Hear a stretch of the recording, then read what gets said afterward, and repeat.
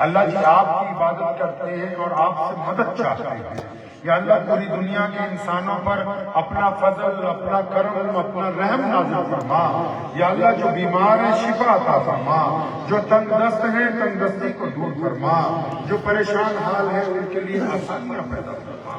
یا اللہ آج خطہ چناب میں بیٹھے ہیں، حاجی صاحب رحمۃ اللہ علیہ نے گلشن لگایا، ان کے جانے کے بعد بھی جو لوگ اس کی آبیاری کر رہے ہیں، الہ العالمین سب کے اوپر اپنا فضل فرما دے اور اس گلشن کو قیامت تک قائم رہنے کا فیصلہ فرما۔ یا اللہ آج کے مجمع میں جتنے لوگ آئے ہیں دور دراز سے اور جن لوگوں نے انتظامات کیے ہیں، سب کے اوپر اپنا فضل، اپنا کرم، اپنا رحم نازل فرما، سب کی جائز تمناؤں کو پوری فرما، لا علاج بیماریوں میں شفا عطا فرما۔ یا اللہ ایک دوسرے سے حسن اخلاق سے پیش آنے کی توفیق عطا فرما، محمد رسول اللہ صلی اللہ علیہ وسلم کے سچا پکا عاشق بننے کی توفیق عطا فرما۔ یا اللہ جو والدین بڑے چھوٹے بھائی بہن دنیا سے جا چکے ہیں، سب کی مغفرت کا فیصلہ فرما۔ یا اللہ یہ مسجد اور یہ مدرسہ بلا شبہ زندگی اور موت ایک مقرر وقت پر آپ کی طرف سے طے کیے گئے ہیں۔ یا اللہ آنے والے دور میں بھی قیامت تک اس جگہ کو قائم رہنے کا فیصلہ فرما، ہماری آنے والی نسلوں میں دین کو داخل فرما، آنے والی نسلوں میں دین کو داخل فرما۔